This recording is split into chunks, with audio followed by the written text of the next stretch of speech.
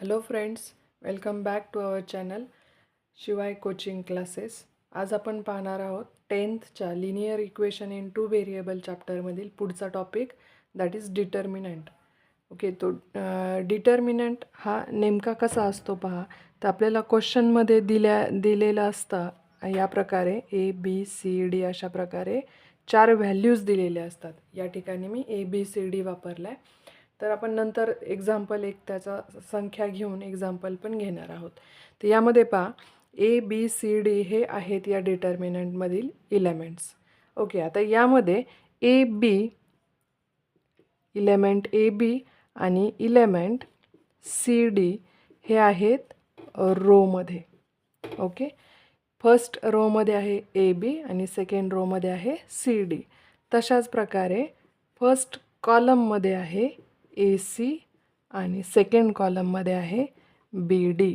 Okay, हे जे elements आहेत ते कॉलममध्ये रिप्रेझेंट केलेले आहेत पहा.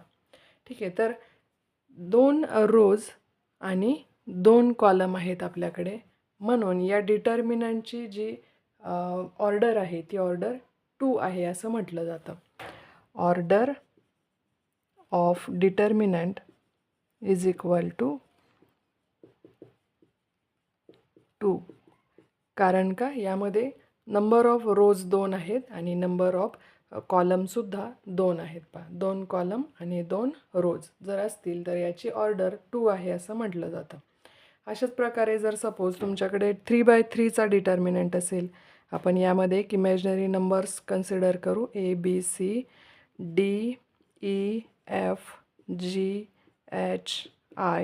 तर यामध्ये पहा, या ABCD ऐवजी आपण त्यामध्ये नंबर्स जर असतील तर यामध्ये नंबर ऑफ कॉलम्स 3 आहेत आणि नंबर ऑफ रोजसुद्धा 3 आहेत. 3 नंबर ऑफ रोज आणि 3 नंबर ऑफ कॉलम्स जर असतील तर ऑर्डर ऑफ डिटर्मिनंट किती असेल?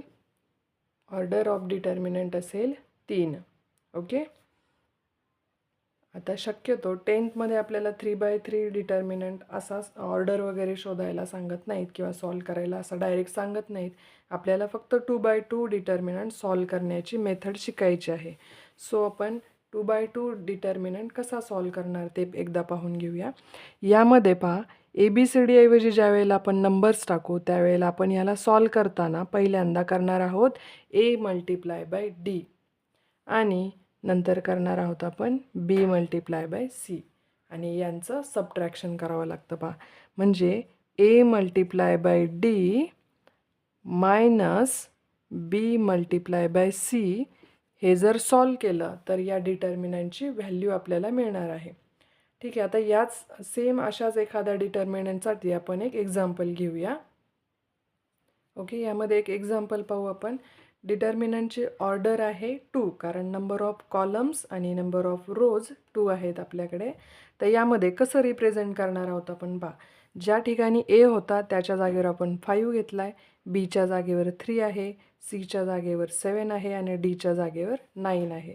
तर यामध्ये हा जो फॉर्म्युला आपण वरती पाहिला होता, पहिल्यांदा कोणाचं मल्टिप्लिकेशन करणार आपण? 5 × 9. ठीक आहे, मग लिहू आपण फर्स्ट ब्रॅकेटमध्ये 5 × 9 मध्ये कंपल्सरी आपल्याला साईन द्यायचं आहे मायनसचं आणि मल्टिप्लिकेशन लिहिणार आहोत आपण B × C. मग Bच्या ठिकाणी आहे 3 × Cच्या जागेवर आहे 7. ओके, आता फक्त याचं सोल्युशन 5 9 45 मायनस 3 7 21. ओके, आता यांची सबट्रॅक्शन केली की आपल्याला या डिटर्मिनंटचा आन्सर मिळणार आहे पहा. 5 - 1 केलं 4 आणि 4 - 2 2. ओके, 24. तर डिटर्मिनंटची या व्हॅल्यू आली आपली 24.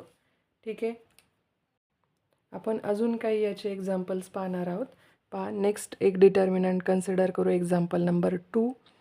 Suppose n is equal to in determinant -8 - 3 2 4. Okay, determinant solve करणं एकदम इझी आहे पहा. फक्त आपल्याला चिन्हांचे नियम थोडेसे लक्षात ठेवायला लागतील पहा. पहिल्यांदा मल्टिप्लिकेशन करणार आपण -8 × 4 मध्ये मायनस साईन आहे आपला आणि 3 मल्टिप्लाय बाय 2. ठीक आहे. आता यामध्ये पहा -8 multiply by +4 plus minus minus 8 4 जा 32 मध्ये मायनस साईन आहे ते ॲज इट इज घेतलं. -3 मल्टिप्लाय बाय 2 याचा आन्सर येईल -6. ओके. आता हा 32 -32 ॲज इट इज ठेवूया आपण आणि ह्या मायनसचं मल्टिप्लिकेशन करून घेऊया. ब्रॅकेटमध्ये -6 लिहिलं आहे म्हणजे या बाहेरच्या मायनस आणि आतल्या मायनसमध्ये मल्टिप्लिकेशनचं चिन्ह आहे पहा. मायनस मल्टिप्लाय बाय मायनस झालं +6. आता आन्सर किती येईल पहा. -32 +6 जर झालं तर आन्सर येईल याचं -26. मोठ्या संख्येतून लहान संख्या वजा केली विरुद्ध चिन्ह असताना आणि मोठ्या संख्येचं चिन्ह उत्तराला दिलं. ठीक आहे. अजून एखादं एक्झाम्पल घेऊया आपण. पहा या एक्झाम्पलमध्ये एक्झाम्पल सिम्पल आहे, फक्त रूटमध्ये संख्या दिलेली आहे म्हणून गोंधळ करायचा नाही आहे. पहा फर्स्ट पहिल्या ब्रॅकेटमध्ये लिहूया आपण 2√3 मल्टिप्लाय बाय 3√3 मध्ये minus sign 9 multiply by 2. Okay. आता मल्टिप्लिकेशन कसं करणार पहा आपण. 2 मल्टिप्लाय बाय 3 करून घेऊया. 2 3 जा 6 आणि √3 मल्टिप्लाय बाय √3 म्हणजे काय असतो तो, तर ते 3 असतं पहा. ओके. √3 मल्टिप्लाय बाय √3 3 आलं आणि हा जो मल्टिप्लिकेशन आहे गुणाकार आहे तो 9 2 जा 18. आता यामध्ये पहा 6 3 जा 18 मायनस पुढचा आलेला हा 18. आन्सर किती आलं. या डिटर्मिनंटची व्हॅल्यू आली 0. ओके. नेक्स्ट एक्झाम्पल पहा. नेक्स्ट एक्झाम्पल घेतलं आपण प्रॅक्टिस सेट 1.3 मधून क्वेश्चन नंबर 2 मध्ये तिसरं एक्झाम्पल आहे पहा.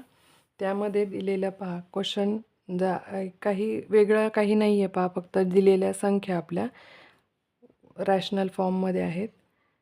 मल्टिप्लिकेशन लिहून घेऊया. फर्स्ट ब्रॅकेटमध्ये 7/3 multiply by 1/2 minus 5/3 multiply by 3/2.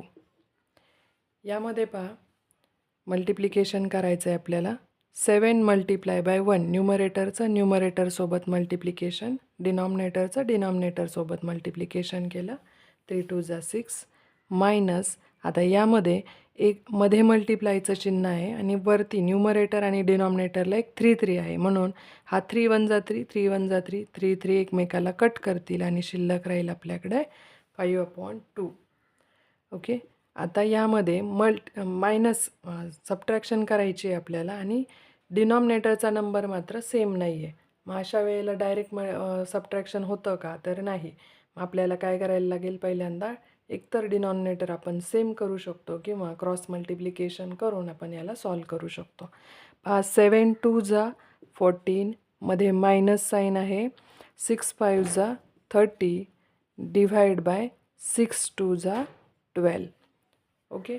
अशा प्रकारे आपण लिहिलं. आता 14 - 30 करूया आपण. 14 - 30 येईल 16. पण 14चं साईन प्लस आहे, 30चं मायनस आहे म्हणजे मोठ्या संख्येचं चिन्ह आपल्या उत्तराला येणार आहे -16 अपॉन हा 12 ॲज इट इज. आता पहा 16 आणि 12 दोघंही 4च्या टेबलमध्ये आहेत. आपण याला भाग घालूया. हा minus sign as it is. 4 4 जा 12 4 4 4 जा 16 4 3 जा 12 आणि आपला आन्सर आलं -4/3. पहा या एक्झाम्पलमध्ये थोडासा बदल झालेला आहे. पहा इथे 4ही इलेमेंट्स न देता एका इलेमेंटच्या जागेवर x असं लिहिलं आहे आणि डिटर्मिनंटची व्हॅल्यू आपल्याला 21 एवढी दिलेली आहे. ठीक आहे. आता याला कसं सॉल्व करणार आहेत आपण पहा. यामध्ये नॉर्मल आपण जसं डिटर्मिनंट सॉल्व करत होतो त्याप्रमाणे 5 मल्टिप्लाय बाय 0 पहिल्यांदा करून घेऊया. Minus this element multiply by this म्हणजे x मल्टिप्लाय बाय -7 करून घेतला which is equal to 21 as it is लिहिला. पहा 5 0 जा 0 मायनस x मल्टिप्लाय बाय -7 आहे पहा. आता x मल्टिप्लाय बाय -7 केलं तर आन्सर येणार आहे आपलं -7x which is equal to 21. आता 0 - -7x minus multiply by minus होईल प्लस म्हणजे 0 + 7x जरी झालं तरी आन्सर काय राहील इथे 7x which is equal to 21. Therefore x is equal to हा 7 इथं एक्सला मल्टिप्लिकेशनमध्ये आहे, तो या बाजूला जाऊन 21ला डिवाईडमध्ये जाईल पहा. Therefore x is equal to 3. तर या अशा वेगवेगळ्या प्रकारे तुम्हाला या डिटर्मिनंटवरती क्वेश्चन विचारले जातात. डिटर्मिनंटवरचा प्रश्न याच्या व्यतिरिक्त वेगळा कसाही असू शकणार नाही. तर एक्झाममध्ये आपल्याला अशा प्रकारेच क्वेश्चन विचारले जातात डिटर्मिनंटवरती. नेक्स्ट व्हिडिओमध्ये आपण क्रॅमर्स रूल कसा यूज करायचा ते आपण शिकणार आहोत. व्हिडिओ आवडला असेल तर लाईक करा, शेअर करा आणि सबस्क्राईब करा.